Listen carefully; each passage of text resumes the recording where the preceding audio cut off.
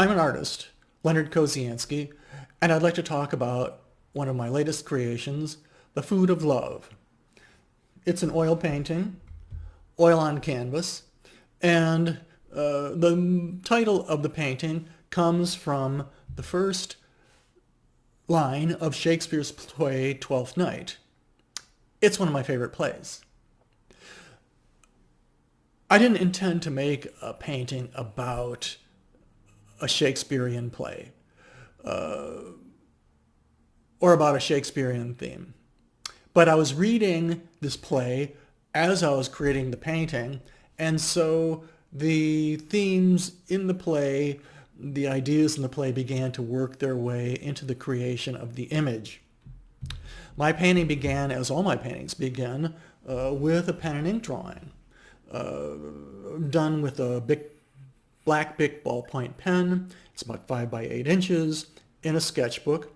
And the first ideas of a boat and a church, civilization, nature being organic and more fluid, they intrigued me and encouraged me to do more drawing. So in this next drawing, I developed the foreground civilization images more completely, and I developed the organic illuminated middle ground a bit more. And I really liked that figure waving to the people in the boat. That really seemed like an interesting idea, but there wasn't quite enough contrast in the image yet for it to become a painting. So I focused in a bit more on the foreground versus the background, but there still was not quite enough contrast yet. And so I darkened the foreground completely, made it more somber, darker, and against the more illuminated organic background. And so that contrast made it, in my mind, worth turning into a painting, blowing it up to a 40 by 30 inch canvas. Now, as I was working on this painting, it took about 3 months to paint. And when I was halfway or 3/4 of the way through, I needed to make changes to the painting, but I didn't want to experiment on the canvas itself because I had put so much time into it already. So I took a picture of it, I printed it out on regular computer printer paper, and then drew on top of that photo with a pen. And I was able to make an experiment with changes that way. In this case, I'm beginning to realize that this is kind of getting to be around about Twelfth Night, and so I put birds in the background, 12 birds, Twelfth Night. Twelfth Night is the 12th day of Christmas, the Feast of the Epiphany, a happy occasion. This is the finished painting, and we have this glowing blue triangle in the middle, which is sunny, illuminated, colorful. Contrasted with that is the foreground, which is dark, reddish brown, warm colors. And so there's a contrast between the foreground and the background. Civilization versus nature. What seems to be a happy scene versus what appears to be a much more somber scene.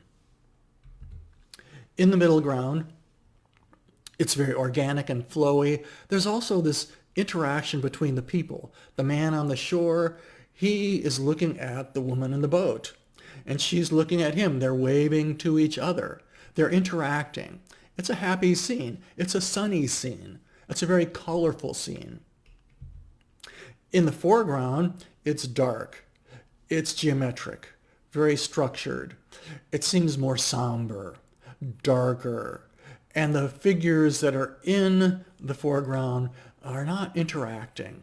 They're facing each other, but they don't really see each other. The man on the left, he's looking out the window. He's all alone. He's isolated. Is he looking for love? Because behind him is a computer screen. And on that computer screen is YouTube with music videos. Frank Sinatra music videos. So he's listening to love songs as he himself is isolated and looking for something. Is he frustrated in his search for love? Is he looking for love? Across from him is a woman, and she's almost naked. And is she offering herself to the world? Because as she's doing so, she's covering herself up. She's not really confident. She's not really sure about what she's doing. Is she looking for love? Is she frustrated in her search for love? She seems to be all alone, and yet somehow wanting not to be. At this point, I realized that this painting really is involving a lot of the themes in Shakespeare's Twelfth Night.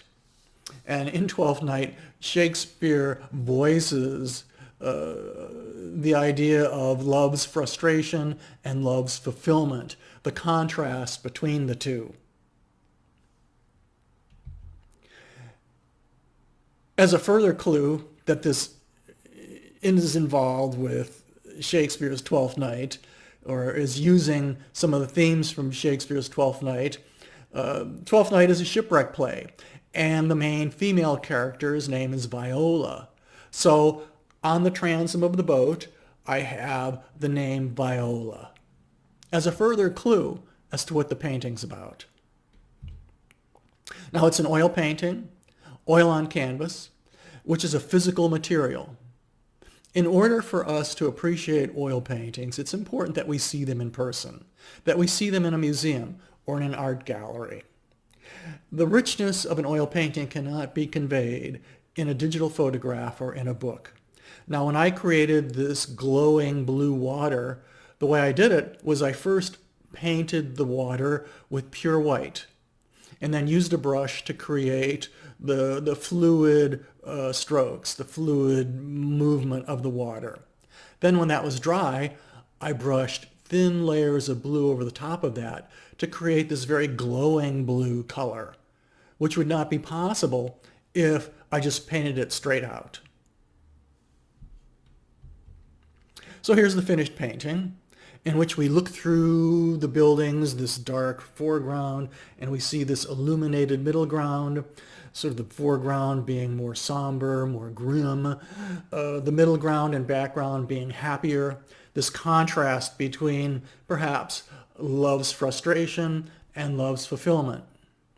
This painting, this 30 by 40 inch painting, when it was done, I had to let it dry, and then I varnished it, and then I framed it.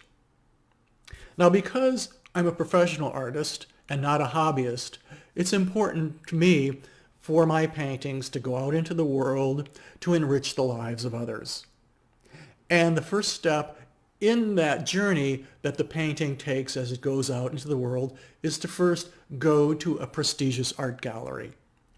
In this case, I sent it to the Willott Gallery in California, a very prestigious art gallery, and they hung the painting in their gallery where it is seen by hundreds, if not thousands of people.